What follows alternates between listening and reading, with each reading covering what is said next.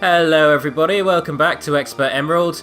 We're now going to be dealing with, some of the evil teams that Ruby and Sapphire has to offer. Yeah, what are your thoughts on these guys in general, like Team Aqua and or Team Magma? Like, what are your thoughts on them as baddies? They're kind of lame in my opinion. Yeah, I mean, how about we start by deconstructing their plan? Their plan is to expand the landmass or expand the sea, respectively. And it's kind of like, isn't that just going to isn't that just going to fuck the ecosystem either way? Like... At least they expand the sea, like returning all life to the sea, that at least has some kind of thought behind it. Whereas expand the land, okay, so what do you plan to drink, moron? But Mountain Dew. It's got... If you're if you're expanding the sea, that would be a great plan if you were Aquaman, but we don't live on the sea. Unless you want some weird water world kind of scenario where everyone lives on boats. I'm not seeing it. I'm not seeing the vision. I'd be pretty cool with a yacht party literally every day for the rest of your life. Never-ending yacht party it'd be great if they just stepped forward and admitted that's what they really want. They don't care about the world. International waters everywhere! No laws, do what you want, everyone's a pirate! Now every park can be a water park. That's why they have a pirate motif! Aha! Okay, so, here's an overworld event, an overworld start for me to catch. I heard you like memes. Oh, fuck me. No, I'm done. I'm closing this video. I'm sorry. Please don't close the video. I've got a little something that might cheer you up. I was going to make that joke, but the game made it for me. The fact that I named this mod skip Scurvy as a little testament to you, so... Oh no. There you go. I actually have a story. I have a story that's surprisingly related to this. Oh, go on. So, back when I was in my first year of college, of course I found the local nerd chapter, or whatever you want to call it. The nerd group that congregated in a certain section of the cafeteria. Got ya. And, I immediately abandoned all my coursework to actually have friends for once in my life, and that didn't turn out too well. Gotta hang out with that geek clique, you know? Yeah, I actually had a social life, holy shit, now I don't know what to do with myself. For a second I missaw the Great Ball as a Master Ball. I would not waste Master Balls on these peasants, no, God. I was like, why did you use a Master Ball on a ball toy? So anyway, back then, I played Pokemon a lot. Like, a lot. And so, because it was still a somewhat relevant meme at the time, and I was like the fifth Robert in the group. So they had run out of variations. So I ended up getting called Mudkip as my nickname, and I absolutely hated it. And so that evolved into Scurvy Kip then? It did, but that's only one half. The second half was also in college. I ended up getting shingles, and they were like, what the fuck is that? What the fuck is that on you? We're just gonna say you have scurvy, and then they called me Scurvy. Oh, I'm sorry to hear. That was my second nickname, which I actually thought was slightly better, because even though it was the name of a terrible disease that rotted you, it was still better than a meme. Well, I tell you what, we've now finally got the backstory of Scurvy Kip. We finally realised. Yes, it's on tape. Hooray! We got the exclusive scoop right here on the DJB network. Well, tell you what, this little area I'm in right now in the game, this whole area, I always forget it's here, and I always miss it, and I always miss the Pokemon that you can catch here, so I had to make special note while recording this that this area exists. In the original game, you could catch Jigglypuffs here, but here you can catch all sorts, so yeah. I don't remember if they kept this in for the remake. They definitely did. You can access it, yeah. But again, it's very easy to just forget it's here, because... Like, I thought I explored the cave. I don't remember the exit at the bottom. Yeah, it's just one of those weird things. I feel like it's a forgettable area. Yeah. It's because it's so completely optional. That's why I've not shown any of the battles here. Oh, and just to quickly bring up a Pokemon that we got fairly earlier on. Tyrogue evolved into Hitmonchan. That's because its defense stat ended up higher than its attack. If they're equal, or if the attack's higher than the defense, that can cause it to evolve into 2 different Pokemon, so... You're gonna get the different ones, right? I am gonna get them all. Of course, I need to catch them all. And that's the name of the game. Anyways, catching a bunch of Mons. Well, no, the name of the game's Pokemon. Oh, well, yeah. Well, that's the name of the ad marketing slogan, the Grip Generation, if you will. And caused a bus driver to crush his own bus. Oh, I remember that advert, yes, yeah, that really disturbing advert. I don't. I'll link it right here. You should. You should link it in the description, too, for all our friends at home. Cool. Okay, so, caught a bunch of Mons. That Kangaskhan in particular does turn out to be quite helpful, because even when you don't level them up, Kangaskhan's are just beastly powerful. Borderline broken in the newer games, so... There's a lot of secret hideout holes here. Mega Kangaskhan is ridiculously strong. They actually had to nerf it in Sun and Moon, because you basically had 2 Pokemon out at once. It was ridic. So if you did a team battle, you could technically have 2 Mega Kangaskhan's, right? You couldn't have 2 of the same Mega, or nor could you have them both doing the same battle, but the principle is there. Yeah, because you could only do 1 Mega Evolution total per battle. That's kind of lame. That's kind of fair. Anyways, catching Trico here. This game is really reminding me of how hard it is to catch stars, because I had to throw at least 100 balls, refresh the game multiple times. Oh yeah, their catch rate is ridiculous. It sucked. It sucked so bad. I was bordering on wanting to just use safe states. Like, I was just like, giving up the willpower. It's going away. It's leaving me very quickly. Yeah, well, there's only so many starters, so... But with editing, we'd never know. You'll have to take my word for it. Anyways, that's Evergreen the Trico right there. Pick up a few more bits, and nice thing about Ruby and Sapphire, everything kind of just loops back on itself. So now, we're back in Rustboro City. Oh yeah, this route is there. Yeah, so, zooming forward a little bit. I just don't remember that area with the berry trees or the ninja there. Yeah, like I say, just very easy to miss. There's like a Mandela effect kind of thing going on with that place.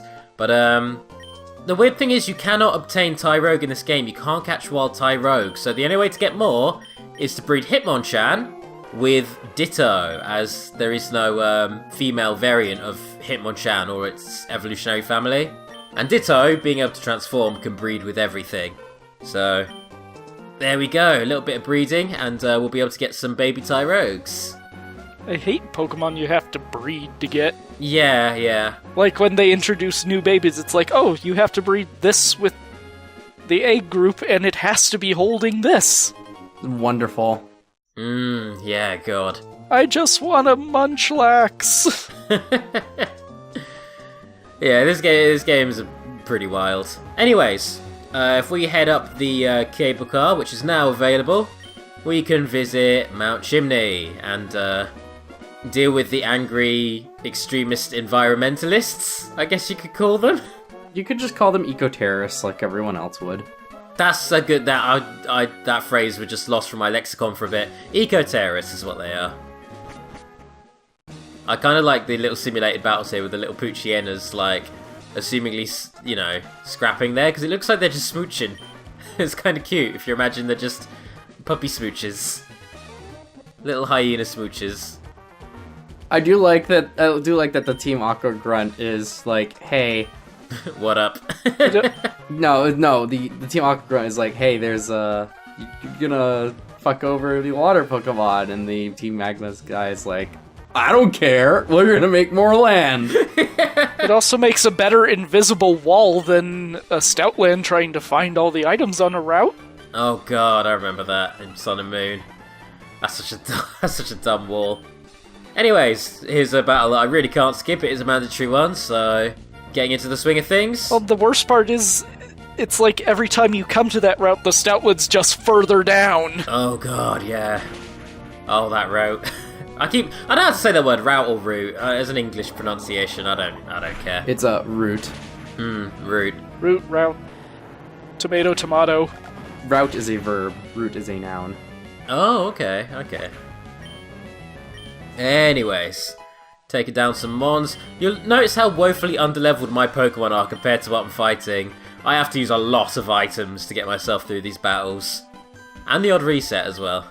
I could go off and grind, but I feel that kills the principle. Again, at least you aren't playing a Nuzlocke. Oh, God, yeah, that would... Yeah, I'm evolving. Oh boy. That you are. Level 16 already. Quite a bit of grind. Quite a bit of leveling up there. I'm old enough to drive. Woo!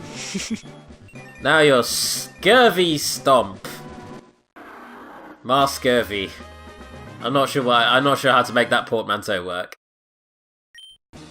Alright, so... Marsh Kip. Marsh Kip works, actually. We could go with Marsh Kip.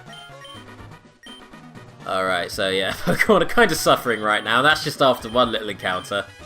Oh, wow. So, Battle day is a very dangerous day. something like that. That's all I can think of when I see the name Rocco. Oh, right. I was really tempted to go Rocky, and I was just like, no, that's just too easy. That's just joke fodder right there. I'll just be sitting there doing Stallone quotes throughout the entire battle, the entire campaign. There's nothing entirely wrong with that, really. No, I just don't want to be predictable. Meanwhile, I'll make dated 90s Nickelodeon jokes instead. Exactly. It's a deeper pull, a deeper cut reference right there. Alright, that Togetic was actually a nightmare. I always imagined Togetic as being really weak, but it took a fair few fire punches. Wait, Togetic? Yeah. They really get wild with these Team Aqua and Team Magma. They don't even care about the fire or water motif. They'll give them every which kind of Pokemon just to screw with you. And that's even more noticeable when you take on the leaders, actually. Oh boy. Tabitha's an interesting character, because in Omega Ruby and Alpha Sapphire, I always assumed the character of Tabitha was a lady, just, you know, because of the name Tabitha. I didn't realise it could be a dude's name, and Tabitha is actually a dude. I've never heard of a dude named Tabitha, but whatever. Yeah, it really threw me. It's all cool. Yeah, exactly. Courtney, meanwhile, just gets creepy. Courtney's a scary character, and a weird addition to the Gen 6 games. A welcome addition, just a weird one. Although her interpretation in those shorts, what was it, Pokemon Legends or whatever? Pokemon Generations, where she's just straight up, like, yeah, disturbed. Like, oof, okay. Yeah. Anyways, here's the big master plan of this group. We're gonna set off a volcano we're standing on. That's the plan.